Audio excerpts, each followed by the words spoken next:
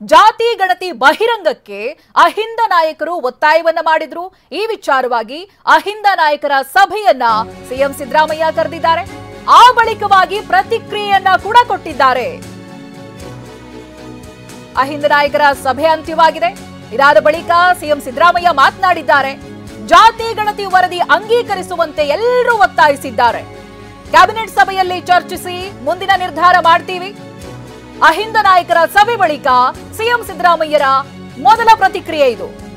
ಜಾತಿ ಗಣತಿ ವರದಿಯನ್ನ ಇನ್ನೂ ನಾನು ನೋಡಿಲ್ಲ. ಇದು ಹಿಂದುಳಿದ ವರ್ಗದ ಜಾತಿ ಸಮೀಕ್ಷೆ ಅಲ್ಲ, 7 ಕೋಟಿ ಕನ್ನಡಿಗರ ಸಮೀಕ್ಷೆ ಅಂತ ಸಿಎಂ ಸಿದ್ದರಾಮಯ್ಯ ಹೇಳಿದ್ದಾರೆ.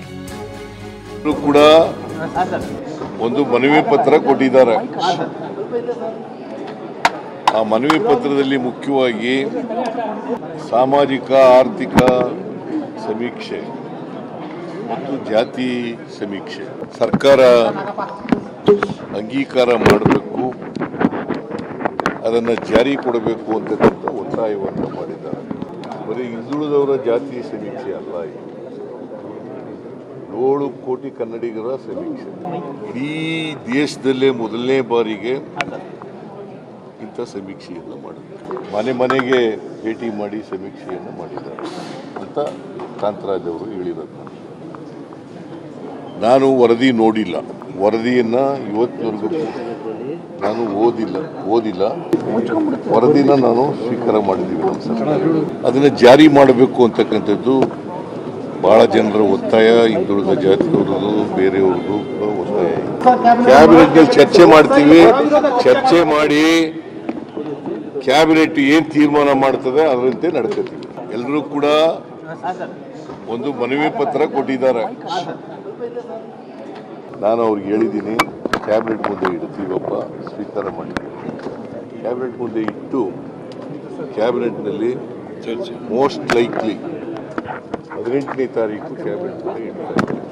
10ನೇ ತಾರೀಕಿಲ್ಲ, 10ನೇ ತಾರೀಕಿಲ್ಲ. ಇನ್ನು ಜಾತಿ ಗಣತಿ ವಿಚಾರವಾಗಿ ಸಭೆ ನಡೆದ ನಂತರದಲ್ಲಿ ಸಿಎಂ ಸಿದ್ದರಾಮಯ್ಯ ಪ್ರತಿಕ್ರಿಯೆ ಕೊಟ್ಟರು. ಯಾವೆಲ್ಲ ವಿಚಾರವಾಗಿ ಏನ್ ಹೇಳಿದ್ರು ಬನ್ನಿ ಕೇಳೋಣ. ಎಲ್ಲರೂ ಕೂಡ ಒಂದು ಮನವಿ ಪತ್ರ ಕೊಟ್ಟಿದ್ದಾರೆ.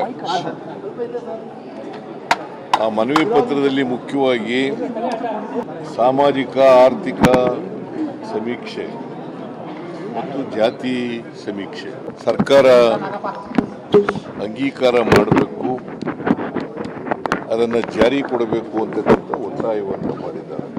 ಬರೀ ಹಿಂದುಳಿದವರ ಜಾತಿ ಸಮೀಕ್ಷೆ ಅಲ್ಲ, 7 ಕೋಟಿ ಕನ್ನಡಿಗರ ಸಮೀಕ್ಷೆ. ಇಡೀ ದೇಶದಲ್ಲೇ ಮೊದಲನೇ ಬಾರಿಗೆ ಇಂಥ ಸಮೀಕ್ಷೆಯನ್ನು ಮಾಡಿದ್ದಾರೆ.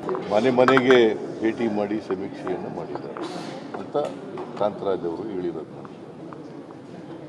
ನಾನು ವರದಿ ನೋಡಿಲ್ಲ, ವರದಿಯನ್ನು ಇವತ್ತಿನವರೆಗೂ ನಾನು ಓದಿಲ್ಲ. ವರದಿನ ನಾನು ಸ್ವೀಕಾರ ಮಾಡಿದ್ದೀವಿ ನಮ್ಮ ಸರ್ಕಾರ. ಅದನ್ನು ಜಾರಿ ಮಾಡಬೇಕು ಅಂತಕ್ಕಂಥದ್ದು ಬಹಳ ಜನರ ಒತ್ತಾಯ, ಹಿಂದುಳಿದ ಜಾತಿಯವ್ರದ್ದು ಬೇರೆಯವ್ರದ್ದು ಒತ್ತಾಯ.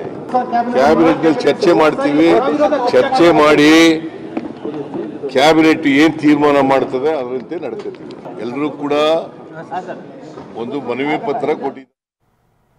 ಅಕ್ಟೋಬರ್ 10ನೇ ತಾರೀಕು ಸಂಪುಟ ಸಭೆ ನಿಗದಿಯಾಗಿತ್ತು, ಇದೀಗ ರದ್ದಾಗಿರೋದು ಗೊತ್ತಾಗ್ತಾ ಇದೆ. ಗುರುವಾರ ಬೆಳಿಗ್ಗೆ 11 ಗಂಟೆಗೆ ಸಂಪುಟ ಸಭೆ ನಿಗದಿಯಾಗಿತ್ತು.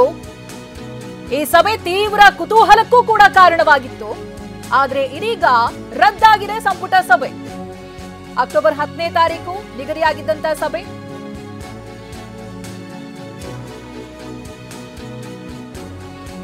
ನೋಡಿ, ಅಕ್ಟೋಬರ್ 10ನೇ ತಾರೀಕು ಸಂಪುಟ ಸಭೆ ನಿಗದಿಯಾಗಿತ್ತು, ಆದ್ರೆ ಇದೀಗ ರದ್ದಾಗಿರೋದು ಗೊತ್ತಾಗ್ತಾ ಇದೆ.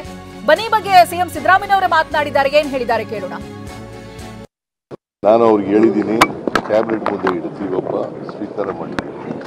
ಕ್ಯಾಬಿನೆಟ್ ಮುಂದೆ ಇಟ್ಟು ಕ್ಯಾಬಿನೆಟ್ನಲ್ಲಿ ಚರ್ಚೆ ಮೋಸ್ಟ್ ಲೈಕ್ಲಿ 18ನೇ ತಾರೀಕು ಕ್ಯಾಬಿನೆಟ್ ಮುಂದೆ ಇಡ್ತಾರೆ. 10ನೇ ತಾರೀಕಿಲ್ಲ, 10ನೇ ತಾರೀಕಿಲ್ಲ. 7ನೇ ತಾರೀಕು ವಾಲ್ಮೀಕಿ ಜಯಂತಿ ಇರೋದ್ರಿಂದ ರಜಾ, ಅದರಿಂದ 18ನೇ ತಾರೀಕು ಮಾಡ್ತಾರೆ. ನಾನು ಅವ್ರಿಗೆ ಹೇಳಿದ್ದೀನಿ,